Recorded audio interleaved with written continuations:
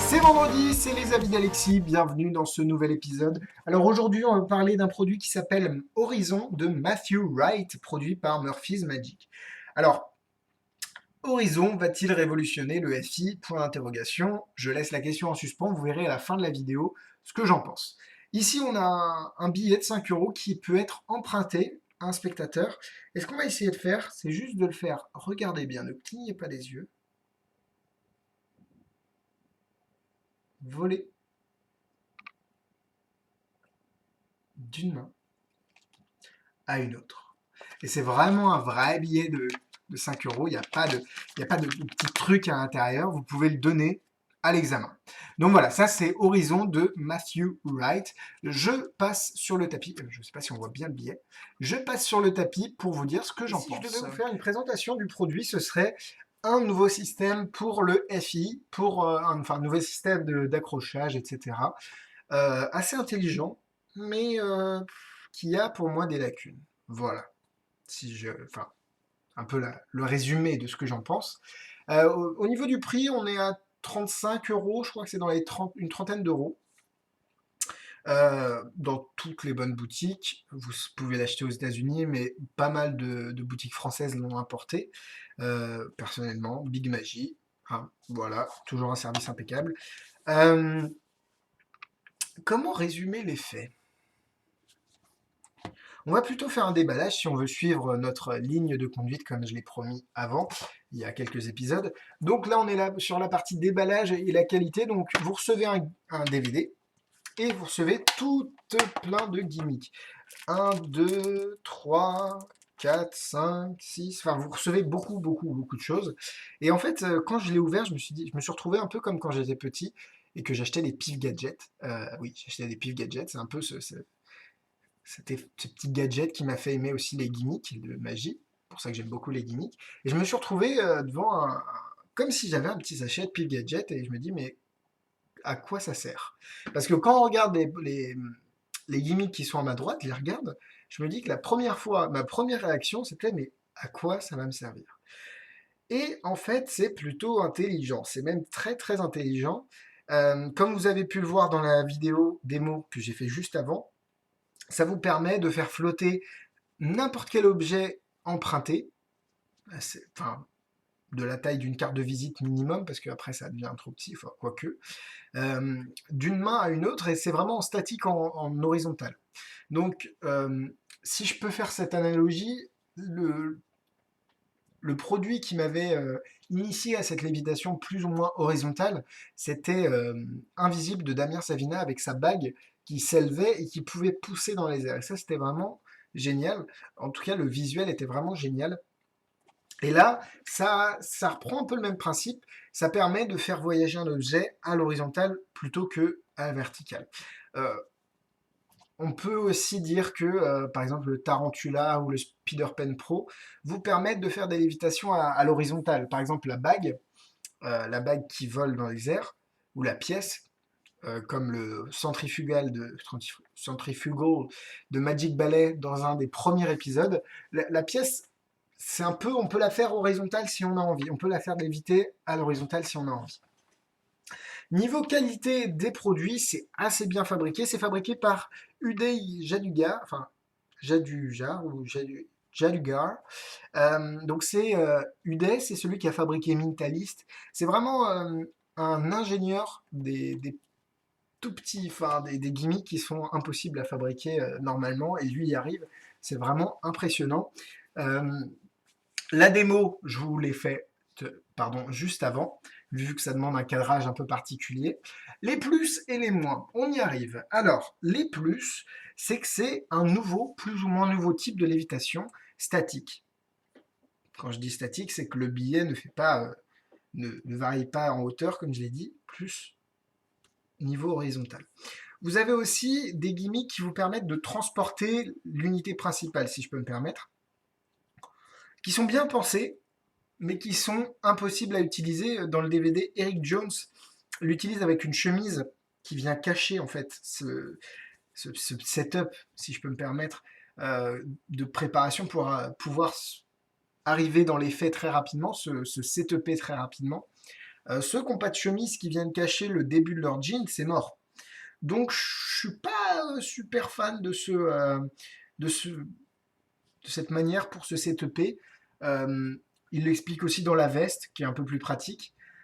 Après, pour moi, ce serait un tour qu'on utilise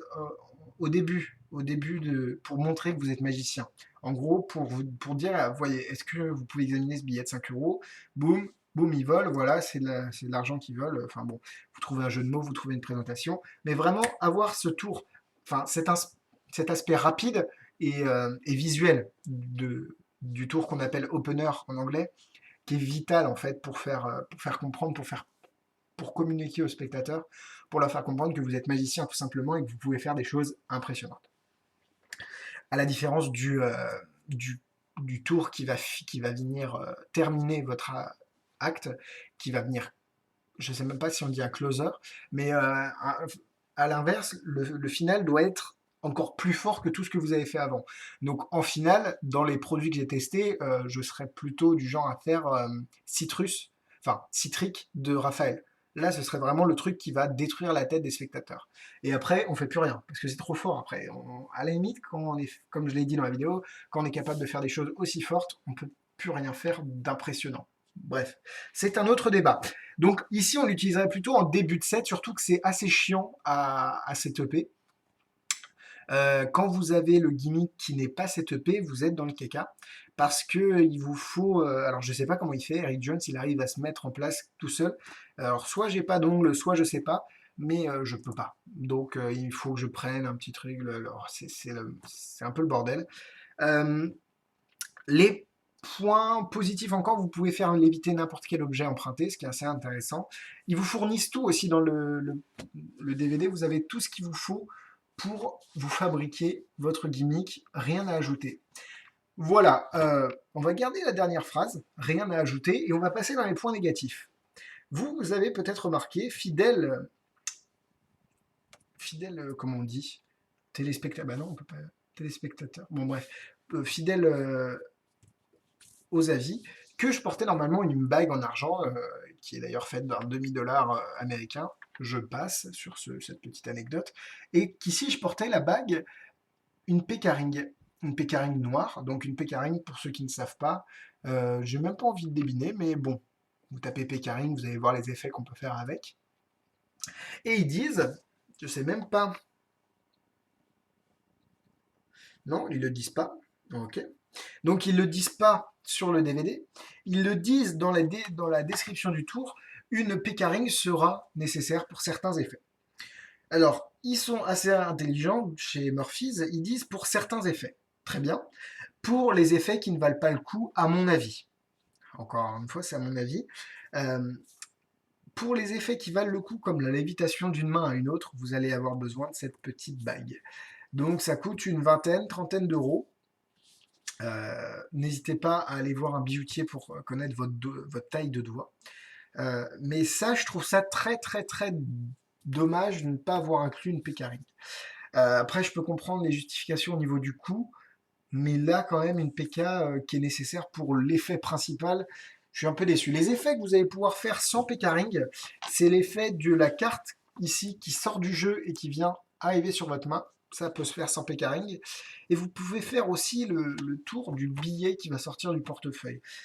Si vous voulez faire le tour du billet qui sort du portefeuille, va pas falloir aller dans votre portefeuille souvent en fait, parce que le portefeuille va être setupé d'une manière à préparer, enfin, à pouvoir faire le tour. Donc c'est un peu chiant si vous faut venir prendre votre carte de crédit et merde, j'ai tout pété et voilà, et là j'ai pété le truc. Enfin bon, bref.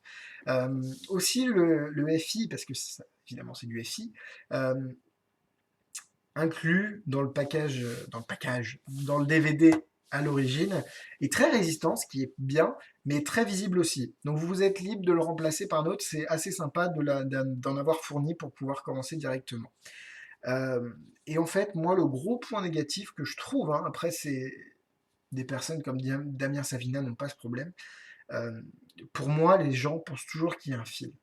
À partir du moment où il y a un objet qui reste dans les airs euh, sans contact extérieur, soit il y a un fil, ce qui est à 90% le cas, soit il y a autre chose et c'est encore pire.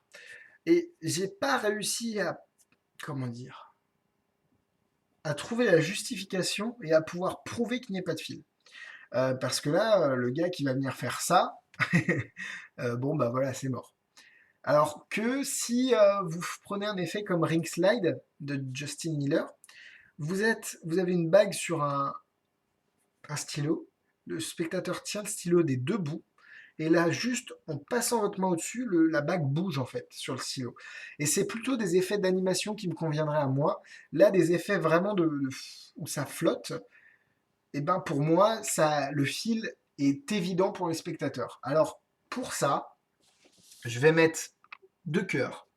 Parce que les gimmicks sont intéressants, quoique un peu gros. Le fait qu'ils aient pas fourni de PK, je trouve ça un peu décevant, même si ça aurait été le bordel avec les tailles, les prix, etc.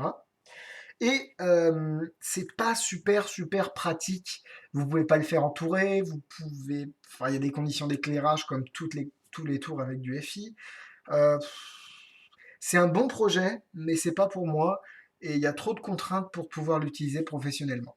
Voilà, c'est une bonne idée, mais bon, pas assez pour moi. Et, euh, et voilà, c'est tout, c'est mon avis, comme d'habitude. Si vous n'êtes pas d'accord, ben, c'est libre à vous. Au contraire, tant mieux, plus il y a d'avis, mieux c'est. Donc voilà, c'était mon petit avis. Et niveau difficulté, il va falloir s'entraîner, donc je vais mettre 3 étoiles, parce que là, il y a de l'entraînement derrière pour rendre ça véritable. Et moi, j'ai pas réussi, même devant les spectateurs. Pour moi, il y a du fil, et les spectateurs m'ont dit, bah, il y a du fil. Et là, je leur fais, mais non, regarde, tu examines le billet. Il fait, oui, mais non, dans ta main. Et là, tu fais, ah, casse-toi, casse-toi, cours loin. Et donc voilà, bref, si vous n'êtes pas abonné sur la chaîne YouTube, vous pouvez le faire, vous avez juste à cliquer abonner, c'est quelque part par là. Si vous n'êtes pas fan sur Facebook, n'hésitez pas à devenir fan de Magitest, magitest.com, plein de critiques écrites. Je dis à chaque fois, mais bon, c'est toujours bien de le rappeler. Mes collègues font un boulot formidable. Vous vous rappelez qu'on n'est pas payé, hein, on fait ça bénévolement. Donc j'espère que ça vous plaît et que notre travail vous aide. Voilà, bisous bisous, à la semaine prochaine, portez-vous bien.